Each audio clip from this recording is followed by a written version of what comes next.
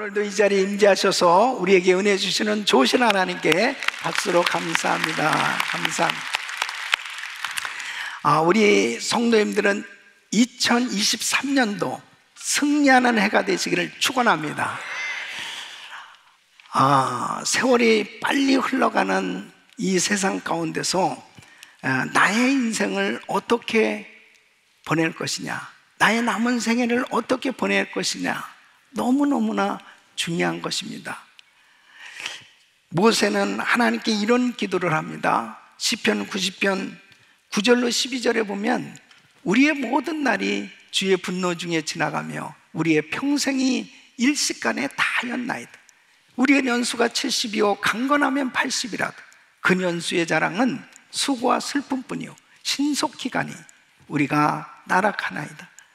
누가 주의 노의 능력을 알며 누가 주를 두려워하여야 할 때로 주의 진노를 알리까. 우리에게 우리 날 계수함을 가르치사 지혜의 마음을 얻게 하소서. 빨리 지나가는 세월 속에서 인생을 낭비하지 않도록 간절히 인생을 낭비하지 않고 싶은 그 간절한 기도를 드리고 있는 것입니다. 나의 남은 세월이 얼마나 남았을까? 나의 남은 난수, 앞으로 몇 년이나 더 살 건가 생각하면은 정말 우리가 지금 살아가고 있는 이 시간은 너무나 소중한 시간인 것이죠. 낭비하는 시간이 되어져서는 안 될 것입니다. 이 팀 한셀이라는 사람은 When I relax, I feel guilty라는 나는 쉴 때 죄책감을 느낀다는 책에서 당신이 35세라면 앞으로 살 날이 500일밖에 남지 않았다라는 글을 썼습니다. 그 내용이 뭐냐면 자기가 35세라면은 앞으로 이제 만약 35년을 더 산다고 할 것 같으면 그 35년이라고 하는 시간을 살펴보면 잠자는 시간, 식사하는 시간, 일하는 시간, 또 잡담하는 시간, 허드렛 일, 병원 가는 시간, 이런 것을 제외하면 진짜 하고 싶은 의미 있는 일을 할 수 있는 그 시간은 고작 500일밖에 없다는 거예요. 이 500일은 1년 하고 35일 뿐이다. 그러면 정말 얼마나 우리에게 주어진 시간이 짧은가. 시간 낭비는 생명 낭비다라고 표현하고 있는 것입니다. 정말 우리가 참 이 세상을 살아가면서 나의 남은 시간을 어떻게 보낼 것인가 생각하면 이 세월을 정말 아끼는 이 지혜가 얼마나 필요한가 하는 것을 알 수 있습니다. 오늘 이 본문 말씀은 시간을 아끼는 이 지혜에 대해서 잘 우리에게 교훈해 주고 있습니다. 오늘 이 말씀을 통해서 저와 우리 성도님들이 정말 이렇게 화살같이 빨리 지나가는 세월 속에서 과연 나의 남은 생애를 어떻게 살아야 될 것인가 교훈을 얻고, 또 나의 남은 생애가 가장 가치 있고 보람된 인생이 만들어지는 그런 축복의 삶이 되시기를 예수 이름으로 축원합니다.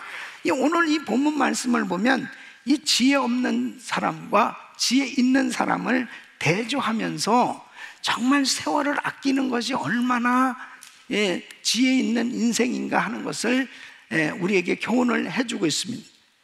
그래서 에베소서 5장 오늘 이 15절 말씀을 보면 그런즉 너희가 어떻게 행할 것을 자세히 주의하여 지혜 없는 자 같지 말고 오직 지혜 있는 자 같이 하여. 그래서 어떻게 행할 것을 자세히 주의하여, 이 주의하다 이 원어로 보면은 본다 그런 뜻입니다. 그러니까 깜깜해서 보이지 않는 것이 빛이 비춤으로 볼 수 있게 되는 상태, 다시 말하면 이 꼼꼼히 따져본다 그런 뜻이에요. 그러니까 지금 내가 하고 있는 일이 정말 시간 낭비하고 있는지 꼼꼼히 살펴봐야 된, 그것이 바로 정말 주의하여 세월을 아끼는 삶이 되어야 한다는 것입니다. 그래서 이 에베소서 5장 16절에 세월을 아끼라, 때가 악한다, 이 세월을 아끼라고 하는 것도 역시 원어로 보면 시간을 전략하라라고 하는 뜻이 아니고 바로 시간을 살아, 기회를 포착하라는 뜻입니다. 그러니까 주어진 기회를 놓치지 마라, 이것이 바로 세월을 아끼는 것이다. 여러분, 이 아끼다는 것은 속량하다, 이 사들이다, 그런 의미가 있어요. 그러니까 잘못된 시간표를 고쳐라, 이 기회를 놓치지 말고 어떤 값을 지불해서라도 붙잡아 다시 사용하라 라는 의미예요.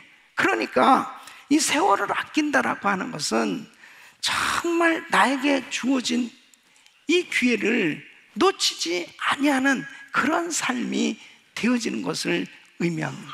그래서 이 존 칼빈은 이 말씀을 이렇게 해석합니다. 마귀에게 빼앗긴 시간을 되찾아내라. 정말 우리가 지나놓고 나서 보면은, 야, 참 하나님이 많은 기회를 우리에게 주셨었는데 너무 그 기회를 놓쳤다. 그랬을 때 어때요? 너무 그 시간이 아깝잖아요. 그 시간이 바로 하나님이 내게 주신 소중한 축복의 시간이었는데 그 기회를 놓쳐버렸을 때 얼마나 안타깝습니까? 그것이 바로 시간을 낭비한 그런 삶이 된 겁니다. 그래서 지혜 없는 자는 이 시간을 낭비하는 시간을 낭비하는 삶은 어리석은 인생이 된다는 것을 오늘 이 본문은 말씀을 하고 있습니다. 시간을 낭비한다는 것은 시간을 그냥 흘려보내는 거죠. 이 시간을 그냥 보낸다는 것은 기회를 놓치는 건데, 사랑할 수 있는 기회, 용서할 수 있는 기회, 주의를 할 수 있는 기회, 은혜 받을 수 있는 기회, 이런 기회를 다 놓쳐버렸을 때 나중에 후회가 막심한 거죠. 그때 그 기회를 잡았어야 되는데, 그 사람은 결국은 후회함이 많은 어리석은 인생이 되어진다는 것입니다. 그래서 세월을 아낀다는 것은 절대로 주신 이 기회를 놓치지 않고 그 기회를 잘 포착해서 살아야 되는 것을 말씀하고 있는 것입니다. 뿐만 아니라 지혜 없는 인생은 결국 주의 뜻을 이해하지 못하는 그런 삶이 되는 거죠. 여러분, 오늘 이 말씀 에베소서 5장 17절 보면은, 그러므로 어리석은 자가 되지 말고 오직 주의 뜻이 무엇인가 이해하라. 주의 뜻을 분별하지 못하면 아무리 열심히 산다 하더라도 결국은 허송세월하는 그런 인생이 되고 마는 것입니다. 마태복음 7장 21절 보면, 나더러 주여 주여 하는 자마다 다 천국에 들어갈 것이 아니요 다만 하늘에 계신 내 아버지 뜻대로 행하는 자라야 들어가리. 그러니까 하나님 뜻대로 사는 삶이 바로 하나님이 기뻐하시는 인생이 되었기에 그 가치 있고 보람된 인생이 되지만, 주의 뜻을 깨닫지 못하고 살면 나중에 보면 결국 내가 무엇 때문에 지금 이렇게 열심히 하고 살았, 정말 헛된 인생이 될 수밖에 없다는 것이죠. 열심히 사는 것도 중요하지만 주의 뜻대로 열심히 사는 것이 중요한 겁니다. 지혜 없는 자의 삶은 바로 절제하지 못하고 방탕한 삶이라고 말씀하고 있습니다.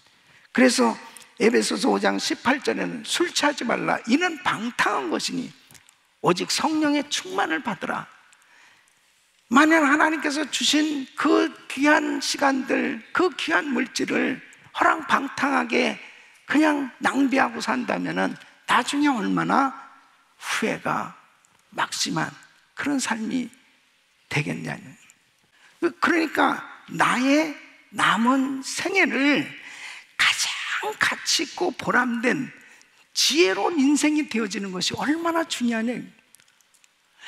만일 지금도 정말 지혜 없는 그런 어리석은 인생이 된다면 너무 안타까운 거죠. 우리에게 하나님은 이렇게 소중한 시간을 주셨거든요. 나의 남은 생애가 얼마인지는 모르지만 나의 남은 생애가 정말 이 인생을 허비하지 아니하고 하나님 앞에 지혜로운 인생으로 축복된 의미 있는 삶이 되시기를 예수 이름으로 축원합니다. 축원합니다. 우리 성도님들은 진짜 인생을 허비하지 않는 이런 삶이 돼야 될 텐데, 진짜 인생을 허비하지 않는 삶이 되려면 어떻게 해야 되느냐? 성령 충만함을 받으셔야 됩니다. 이 오직 성령의 충만함을 받으라, 이 말씀은 계속 받으라는 것입니다. 매일 충만해야 된다는 거예요. 그러니까 과거에 그냥 성령 충만한 것으로 끝나는 게 아니고 매일 성령 충만을 받아야 돼요. 그 성령 충만함을 우리 주님께서는 얼마나 강조하셨는지 몰라요. 그래서 요한복음 14장 26절 보면 보혜사 곧 아버지께서 내 이름으로 보내실 성령, 그가 너에게 모든 것을 가르치시고 내가 너에게 말한 모든 것을 생각나게 하시리라. 보혜사, 예수님과 똑같으신 하나님의 영 그리스도, 바로 그분께서 나에게 은혜를 주실 때, 그 성령님께서 은혜를 주실 때 영적인 눈이 열려져서 시대를 분별할 수 있는 지혜가 임하고 깨달아지고 알게 되어질 수 있다는 거예요. 그래서 성령을 꼭 받아야 될 것을 강조하셨습니다. 그래서 요한복음 20장 22절에 보면 우리 예수님께서 부활하시고 난 다음에 제자들에게 숨을 내쉬며 가르치신 성령을 받으라, 이 성령을 받을 것을 그렇게 강조하셨습니다. 왜 그러셨을까요? 성령 받아야 인생 허비하지 않고 의미 있는 인생이 될 수 있기 때문이죠. 그래서 우리 예수님께서 이제 부활하시고 승천하시면서 제자들에게 또 당부를 하십니다. 사도행전 1장 4절로 5절에 보면 사도와 같이 모이사 저에게 분부하여 가라사대 예루살렘을 떠나지 말고 내게 들은 바 아버지의 약속하신 것을 기다려 몇 날이 못되어 성령으로 세례를 받으리라. 성령으로 세례를 받으리라. 이 성령 받아야 바로 신자다운 삶, 제자다운 삶, 하나님의 자녀답게 능력 있는 그런 삶이 될 수 있기 때문에 성령 받아야 될 것을 말씀하십니다. 그러니까 제자들 보십시오. 이 120명이 주님의 말씀을 붙들고 전혀 기도에 힘썼다고 그랬습니다. 그들이 기도하는 가운데 성령께서 불같이 임하셨습니다. 그래서 사도행전 2장 4절에 저희가 다 성령의 충만함을 받고 성령이 말하게 하심 따라 다른 방언으로 말하기를 시작하니 그 모두가 성령 충만한 은혜를 받았습니다. 이 성령 충만을 받게 되어졌을 때 11 제자들은, 그들은 모두가 능력받아서 선교사로 나갔습니다. 그리고 가장 가치 있고 보람된 정말 멋진 인생으로 하나님 앞에 드려졌던 걸 볼 수 있습니다. 이렇게 성령 충만 받아야 정말 주님 앞에 주신 사명을 감당하면서 보람된 인생이 되어질 수 있는 것입니다. 여러분, 사도 바울도 마찬가지죠. 성령 충만 받기 전에는 바울은 그냥 성경을 많이 아는 사람이었지 그의 인생이 정말 가치 있고 보람된 인생이 되지 못했습니다. 다메섹 도상에서 예수 믿는 사람 핍박하러 가다가 거기서 예수님을 만나고 아나니아 제자를 통해서 안수받을 때 성령 충만함을 받았을 때 비로소 삶의 목적을 분명히 깨닫게 됩니다. 이제 이방인의 사도로 복음을 전하는 자로 그렇게 쓰임을 받을 그 인생임을 깨닫고 하나님 앞에 모든 걸 드리잖아요. 그러면서 바울은 정말 이 선교 사역에 참 위대하게 쓰임받는 사도로 멋진 인생이 되지 않습니다. 그가 만일 성령 충만을 받지 못했다면 그런 가치 있고 소중한 인생 되지 못했을 거예요. 저와 우리 성도님들이 성령 충만함을 받고 성령에 붙들려 살면 제자들처럼 이렇게 멋진 인생 되는 줄로 있습니다. 사랑하는 성도 여러분, 성령 충만 받아야 지혜로운 인생 될 수 있어요. 절대로 시간 낭비하지 않고 하나님 앞에 아름다운 삶이 될 수 있는 줄 믿으시기 바랍니다. 그래, 성령 충만을 받아야 이렇게 시간 낭비하지 아니하고 하나님 앞에 가치 있고 보람된 인생이 될 수 있는데, 성령 충만을 받게 되면 진정한 예배자가 되기 때문입니다. 진정한 예배자의 삶이 되기 때문입니다. 여러분, 오늘 이 에베소서 5장 19절에 이렇게 말씀하십니다. 시와 찬미와 신령한 노래들로 서로 화답하며 너희의 마음으로 주께 노래하며 찬송하며 그랬습니다. 여러분, 시간을 낭비하지 않는 삶, 이 보람된 삶은 하나님을 높여드리는 삶이 되어야 하는 것입니다. 바로 나의 마음이 세상을 향해 있으면 내가 참된 예배자가 될 수 없어요. 하나님을 찬양하는 삶, 하나님을 높여드리는 그러한 예배자가 되어질 수 있는 것은 성령 충만할 때 가능함. 내가 성령 충만함을 받게 되면 우리 삶의 최우선 순위가 오직 예수, 주님에게 최우선 순위가 정해지니까 주님을 예배하는 데 있어서 갈등을 느낄 필요가 없습니다. 오늘도 주일 예배를 드리는데 주일 예배에 이렇게 나오는데 갈등이 느껴졌습니까? 성령 충만한 사람은 갈등이 느껴지질 않아요. 하나님을 높여드리고 예배하는 것이 당연한 거예요. 그런데 성령 충만하지 않으면 자, 예배당에 오는 게 멀고도 험한 길, 가야 돼. 얼마나 이 발걸음이 무겁고 갈등이 있고. 여러분, 어떻습니까? 성령 충만은 막연한 게 아닙니다. 성령 충만함을 받으면 진정한 예배자의 삶이 되는 거예요.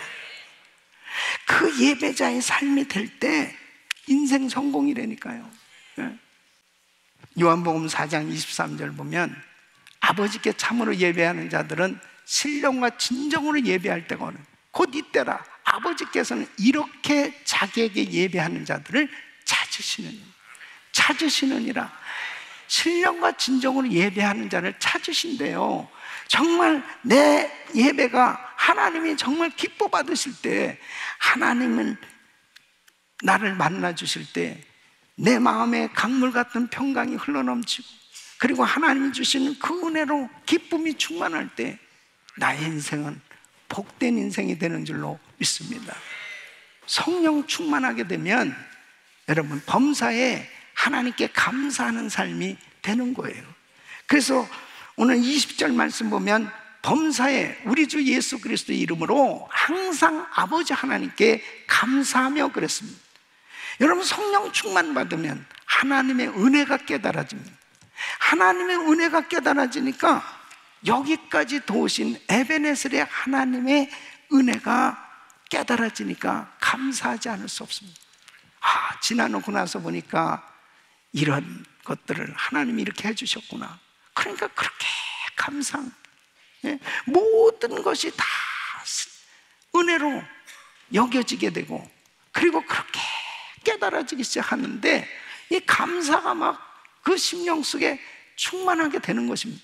그러니까 여러분, 사도 바울이 그 에베소 교회 성도들을 향해서, 또 빌립보 교회 성도들을 향해서, 그 자신이 전도해서 세워진 그런 교회들을 향해서 지금 옥중서신으로 감옥에 갇혀가지고 매를 맞고 이제 언제 죽을지도 모르는 그런 위기 가운데서도 자신을 걱정하는 성도들을 향해서 항상 기뻐하라, 내가 다시 말하노니 기뻐하라, 범사에 감사하라, 이렇게 말할 수 있는 것은 그는 그 어려운 시험과 환난 속에서도 주님의 은혜를 생각하면서 정말 마음 깊은 곳에서부터 감사가 흘러넘치고 있는 겁니다.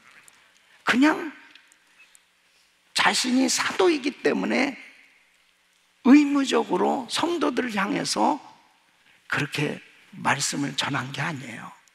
확실하게 자기 마음 가운데 정말 감사가 넘쳤습니다. 그럴 수 있었던 게 뭐예요? 성령 충만을 받았기 때문에. 성령 충만해야 감사할 수 있습니다. 그런데 내가 성령 충만하지 않으면 이 감사 대신에 원망과 불평, 시기 이런 것이 자꾸 생겨지게 됩니다. 이스라엘 백성들 보세요. 430년 동안 종살이하던 이 백성들을 하나님이 기적 같은 은혜로 구원해 주셨습니다. 그런데 광야 생활을 하는 가운데서도 뭐가 부족했습니까? 하나님이 다 주셨습니다. 하늘에서 만나를 주셨고, 메추라기 떼를 주셔서 고기도 먹게 해주셨고, 구름 기둥으로 불 기둥으로, 그리고 반석에서 생수를 내게 하시고, 뭐 부족함이 없이 다 하나님이 먹이시고 입히시고 그렇게 지내게 해주셨는데, 아니 고작 광야 1세대 가운데 여호수아와 갈렙만 가나안 땅에 들어갔다. 나머지는 다 이 광야에서 망했어요. 그 광야에서 망한 이유가 뭐예요? 불평불만하다가 망한 겁니다. 그럼 불평불만하게 되고 그 원망에 되는 이유가 뭘까요? 하나님의 은혜를 잊어버린 거죠. 사랑하는 성도 여러분, 성령 충만을 받아야 하나님의 은혜가 기억되는 거예요. 깨달아지는 거예요. 인간의 힘으로는 안 됩니다. 아무리 감사해 보세요. 감사라고 그래도 감사가 잘 안 됩니다. 근데 성령 충만 받으면 저절로 감사가 된단 말이에요. 성령 충만 받으시길 축원합니다. 무디는 이렇게 말씀합니다. 끓는 냄비에는 파리가 앉지 못한, 성령 충만하면 원망 시기가 있을 수 없다. 여러분, 성령의 불을 받으시길 축원합니다. 성령의 충만함을 받아야 입술에 감사가 흘러넘치는 거예요. 감사가 넘치는 거예요. 여러분 마음에 만일 원망과 시기, 미움 이런 것들이 있다면 허송세월하고 있는 겁니다. 그런데 내가 성령 충만해서 내 마음에 감사가 넘쳐보세요. 주의 음성이 들려오고 하나님의 일을 하는 것이 재미가 있고 정말 보람이 있고, 그러니까 더 헌신하게 되고 더 많은 일 하게 되고 하나님께서 더 큰 은혜로 역사하신 줄로 믿습니다. 데살로니가전서 5장 18절에 범사에 감사라, 이는 그리스도 예수 안에서 너희를 향하신 하나님의 뜻입니다. 하나님의 뜻이 감사하는 삶입니다. 감사하지 않는다면 여러분은 허송세월 하는 그런 인생이 되고 있는 것입니다. 우리 성도님들의 심령에 감사가 넘칠 수 있기를 바랍니다. 세 번째는 관계가 잘 되는 삶이 되는 거예요. 여러분, 관계가 잘 돼야 행복한 거거든요. 관계가 잘 돼야 보람된 인생이 되는 거거든요.